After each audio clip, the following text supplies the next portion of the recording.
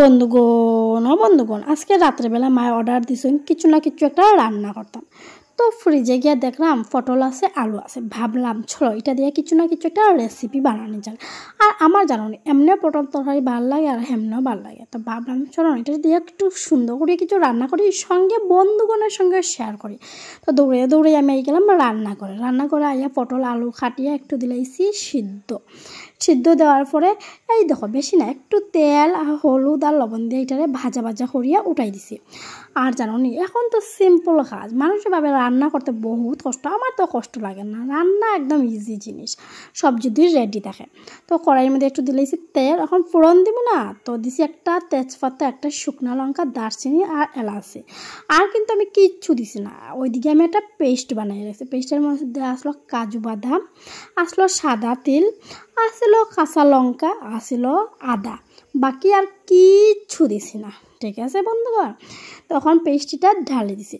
তারপরে একটা করিয়া কিতা দিব কত মশলা দিব, যেমন হলুদের গুঁড়া, জিরার গুঁড়া, তারপরে দিলাম কৌকিতা, তারপরে দিব একটু লবণটা তোমরা পরিমাণ মতো বুঝিয়ে দিও। সঙ্গে দিলেছি একটু চিনি যদি চাও পরে দিতে পারে, কিন্তু আমি এখন দিলেছি।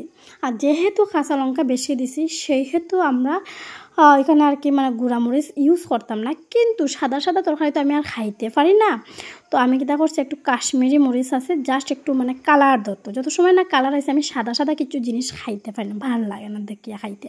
তো এটা করতে আমি বন্ধুগুনে কমেন্ট করি, রীতা রয় দিদিভাই লাগছে দারুণ, থ্যাংক ইউ সো মাচ দিদিভাই, সুন্দর কমেন্ট করা লাগিয়া।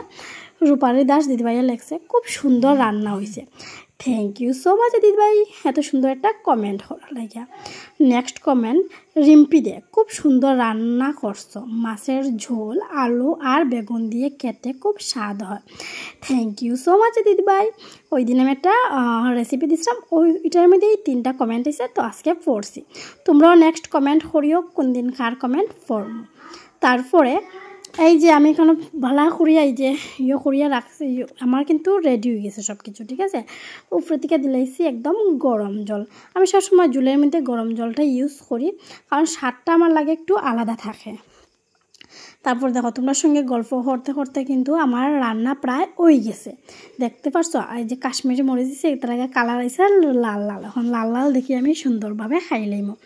তো মোটামুটি এখন আমার রান্না শেষ হয়ে গেছে, উপরে থেকে দিলাইমো 1 চামচ ঘি। আর এদিকে জানো গরম মশলা একটু দিছিলাম, কিন্তু এটার ভিডিও করতে আর ভুললাই গেছি, কিতা করম কৌতো মানে বয়স্ক হইলাম না, আস্তে সব কিছু ভুল লাগেছে। তো ভিডিওটা তোমরা কীরকম লাগছে কমেন্টে জানাইতে কিন্তু বলিও না, যদি বেশি একটু ভালো লাগে কমেন্ট করিও, লাইক করিও। ঠিক আছে, তো চলো বন্ধুগণ আজকের লেগে এই পর্যন্ত, বাই বাই বন্ধুগণ।